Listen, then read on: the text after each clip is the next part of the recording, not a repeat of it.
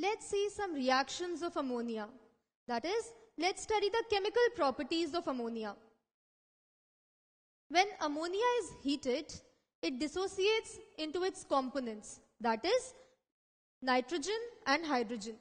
We know that by using the Haber's process, that is when nitrogen combines with hydrogen using a catalyst iron and molybdenum, we get ammonia. Similarly, this is a reversible process. So when we heat ammonia, we get its constituents, that is nitrogen and hydrogen. Ammonia dissolves in water to form a weak base, that is ammonium hydroxide. So it is basic in nature. This ammonium hydroxide is highly unstable. It gives back ammonia and water. But since ammonia dissolves in water, to give a base, ammonium hydroxide, ammonia is basic in nature. Since it is basic in nature, we know the basic solutions turn red litmus blue. Since ammonia is basic in nature, so even ammonia turns red litmus blue. So if in a reaction ammonia gas is released, so as to test whether the gas is ammonia or not, we can bring a lead litmus paper. If the red litmus turns blue, we know that it is ammonia gas. Ammonia is acidic in nature. Is it true or false?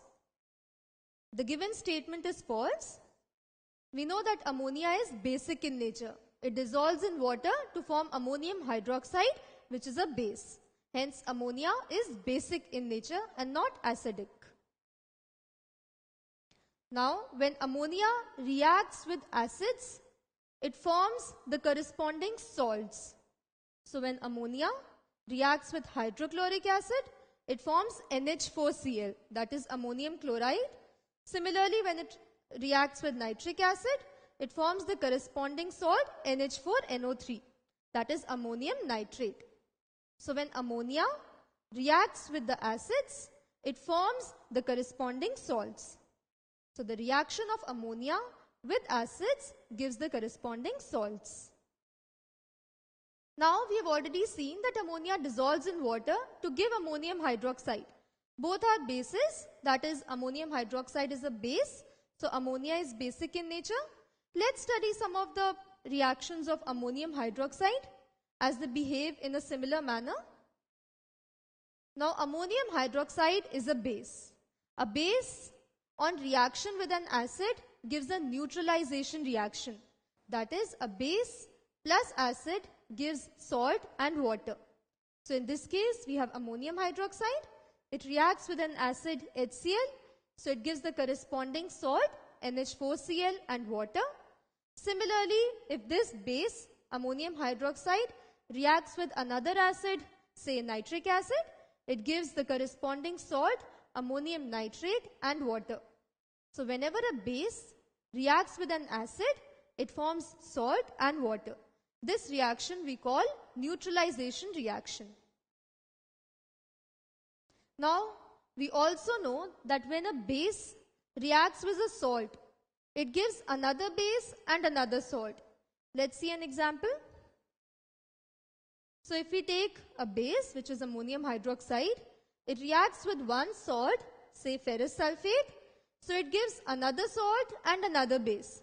So in this case, we get ammonium sulfate and ferrous hydroxide. Similarly, if we take the base ammonium hydroxide, it reacts with the salt lead nitrate to form another salt and another base. So it forms ammonium nitrate and lead hydroxide. So whenever a base reacts with a salt, it forms another base and another salt. Reaction of ammonia with oxygen. Let's see, we have a vessel containing ammonia gas. Now we bring a burning splint in this vessel containing ammonia gas. Observe what happens.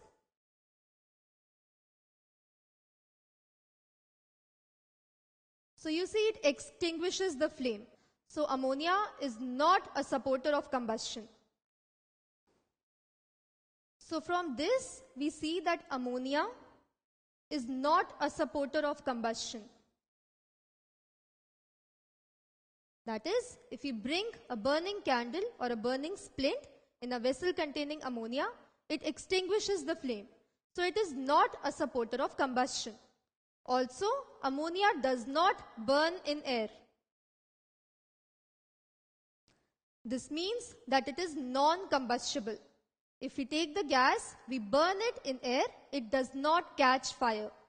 So ammonia is non-combustible, it does not catch fire, and it is not a supporter of combustion. Catalytic oxidation of ammonia.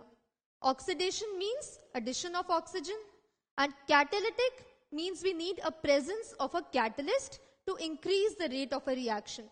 So in this case, our catalyst is platinum.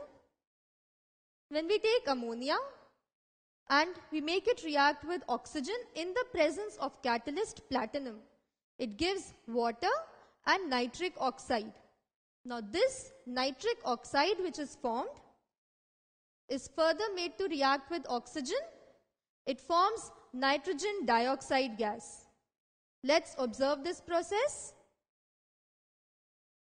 So we pass the two gases, oxygen and ammonia. This is the catalyst platinum. And here we have a flask containing oxygen gas.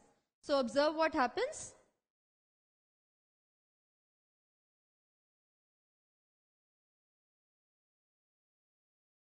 Now the two gases react in the presence of catalyst platinum. They form water. A gas is released.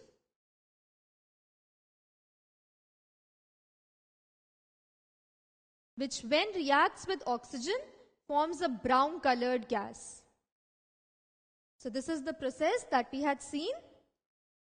Initially it forms nitric oxide, which when passes in a flask containing oxygen gas, it forms the brown colored gas nitrogen dioxide. So in the flask we get nitrogen dioxide gas. When this nitrogen dioxide gas is further made to react with water, it forms nitric acid and nitric oxide. So this is a preparation of nitric acid from ammonia.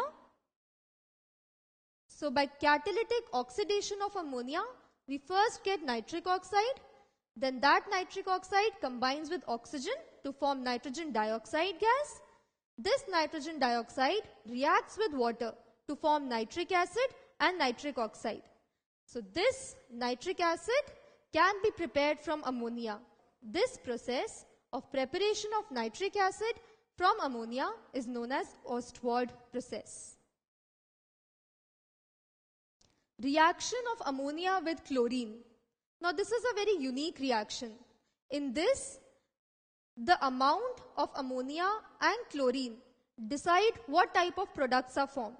For example, in the first case, we take excess of ammonia and that reacts with chlorine.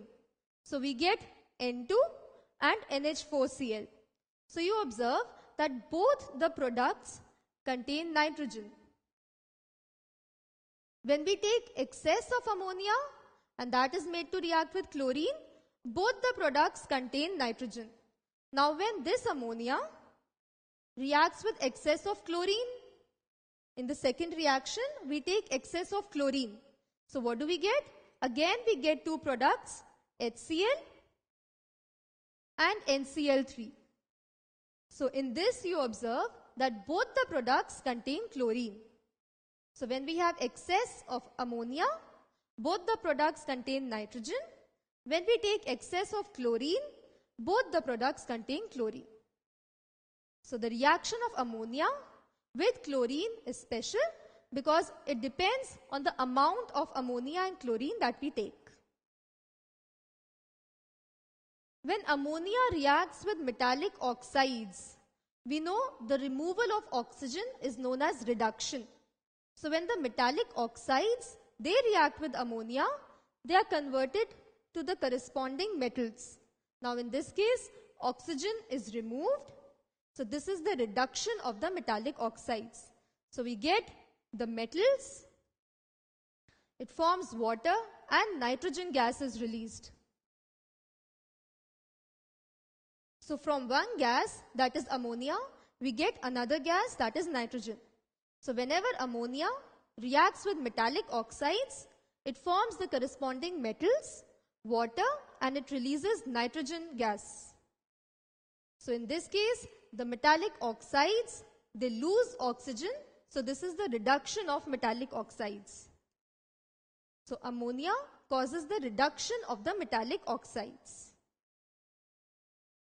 Test for ammonia gas. Ammonia is a colorless gas.